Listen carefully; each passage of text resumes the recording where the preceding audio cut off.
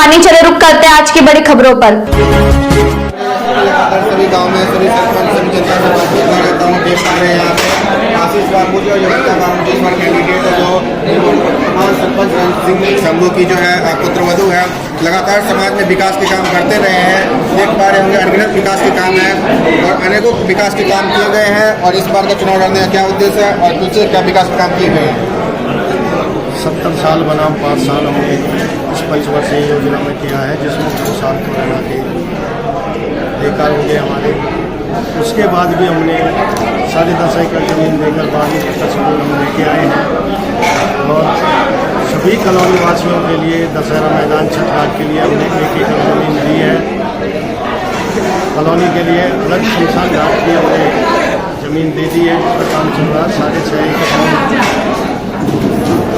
रात करके लिए दिए, जिसमें जो है कुछ लोगों ने वो दिए कि 4 एकड़ बच्चा के लिए है, 1 एकड़ लाइब्रेरी के लिए है, गौशाला के लिए 7 एकड़ जमीन है, आंगनबाड़ी केंद्र है।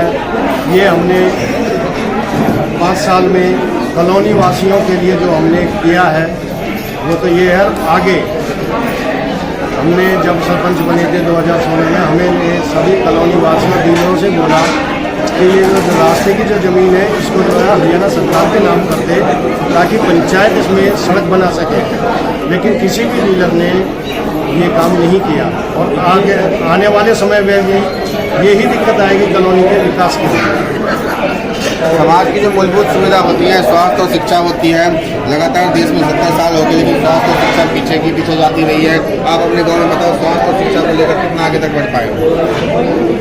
स्वास्थ्य के लिए हम एक आयुर्वेदिक डिस्पेंसरी लेके आए हैं और हमने कई चीज़ ऐसी हैं कि जो हम कर चुके हैं और जो कैंडिडेट हैं उन्हीं का कह रहे हैं कि ये नहीं हुआ, या तो वो अमेरिका से आए हैं या वो गांव में नहीं रहते। कोई कहता है कि स्कूल 8वीं का है 12वीं तक का कराएंगे, 12वीं का तो हम ऑलरेडी करा चुके हैं। स्कूल में 12वीं तक की क्लास चल रही है, लेकिन स्कूल शिफ्ट होने में जो हमने जमीन दी है उसके लिए 7 करोड़ 94 लाख रुपए सरकार से मंजूर हो चुका है, जिसका काम जल्दी चालू हो रहा है। खंभों पे स्ट्रीट लाइट लगवाना हो, जगह जगह डस्टबिन लगाना हो, स्टेडियम हो, लाइब्रेरी हो, इन सब की सुविधा कैसे किया जाएगा? काम कितना हो रहा है इस पर? हमने तकरीबन 80-90 लाइट सोलर लाइट हमने खरीद के कॉलोनी में और गांव में लगवाई थी। खंबे की लाइट तो बिजली बोर्ड ने मना कर दिया था कि इसका जो है ना बिल भरो, तो हमने जो फोकस डाला था सोलर लाइट पे डाला। और स्टेडियम और लाइब्रेरी वाले बताओ। स्टेडियम का काम तकरीबन 40% हो चुका है। जैसे ही हम सीट पे आएंगे जो हमारे अधूरे काम है जो 30% 40% हो चुके हैं उसको हम पूरा करेंगे और इससे अधिक काम करके दिखाएंगे। काम होना है दशहरा ग्राउंड पर छठघाट जो है उस पर काम होना है। बच्चा हॉस्पिटल का 4 एकड़ जमीन है उस पर काम होना है। 6.5 एकड़ का स्टेडियम है उस पर काम होना है। लाइब्रेरी है उस पर काम होना है। 2-3 आंगनबाड़ी सेंटर खुलने कंपनी है उन पर काम होना है। काम तो बहुत सारे हैं जो 70 साल में जो है ना कुछ तो कोरोना काल की वजह से पूरे नहीं कर पाए। कुछ गाँव की राजनीति ऐसी होती है कि एक दूसरे की काम तो चलती है।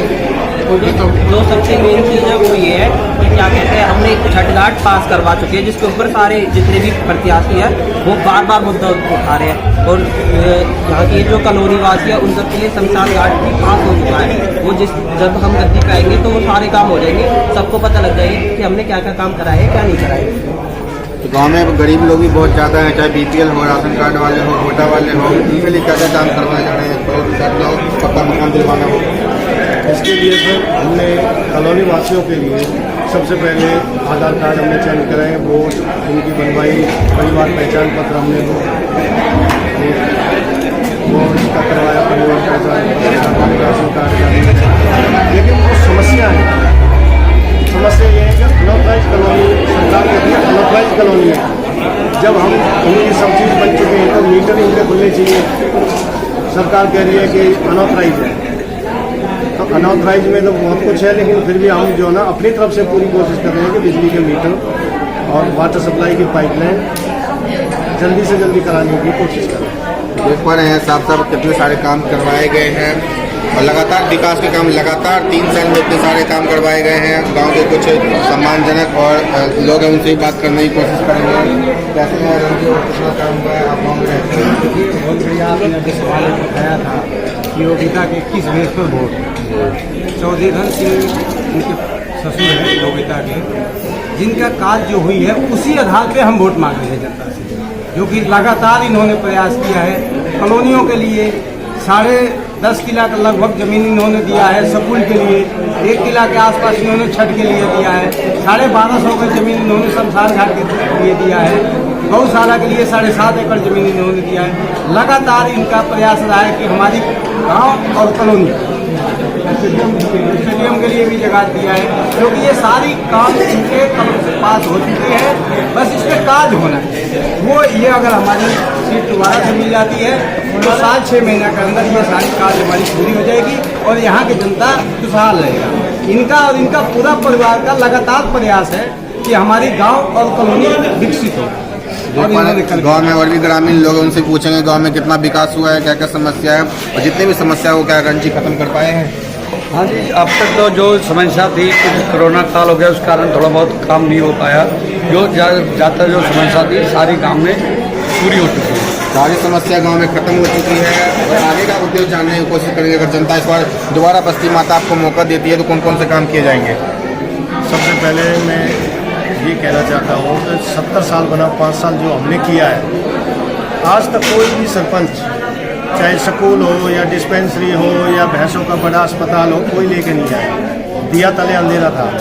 हम उन सरकार को उनको लेके आए हैं और उनको लेके आने के बाद ज़मीनी लेवल पे चालू करने के लिए हमें इस योजना का जिताना बहुत जरूरी है, वरना कोई और सरपंच बनेगा तो सारे काम फंस जाएंगे। सारे काम फंस जाएंगे, करेगा ही नहीं कोई। सबसे पहला काम स्कूल का है, जो कि इनकी सरपंची आते सबसे पहला काम स्कूल का होगा।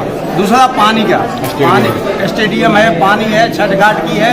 ये सारे काम 7-6 महीने के अंदर अगर इनके हाथ में अगर ये सीट आ रही है, हम जीतते हैं तो 7-6 महीने के अंदर ये सारी काम पूरी हो जाएगी। पूर्वांचल के लोगों को पानी की थोड़ी सी समस्या है, वो सीवर इन्होंने पास कराया है। पानी की लाइनें जल्दी से जल्दी इनका कोशिश है कि बिछे। देख पा रहे हैं रणजी के साथ महिला, बुजुर्ग, युवा सभी लोगों का इस बार समर्थन है। महिलाओं से भी बात करेंगे कि आप लोग जो है रणजी का समर्थन करते हैं, क्या कारण है?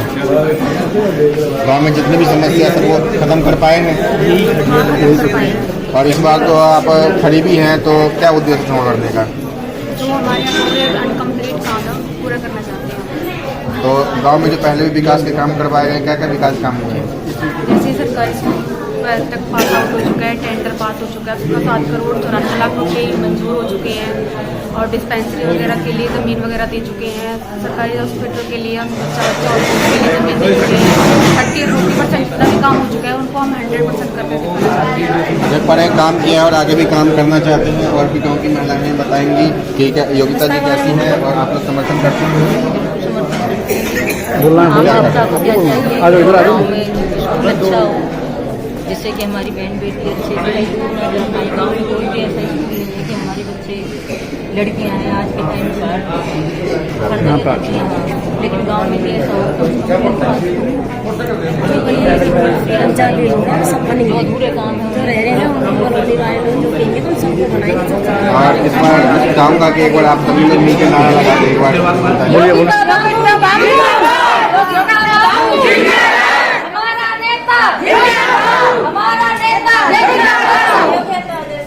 हमारा नेता कैसा हो, योगिता बाबू जिंदाबाद, योगिता बाबू जिंदाबाद। देख पा रहे हैं युवा, बुजुर्ग और महिलाओं का लगातार संगठन का सभी का समर्थन है। हरियाणा मेरे साथ बस इतना ही। बाकी की तमाम खबरों के लिए देखते रहिए यू न्यूज़।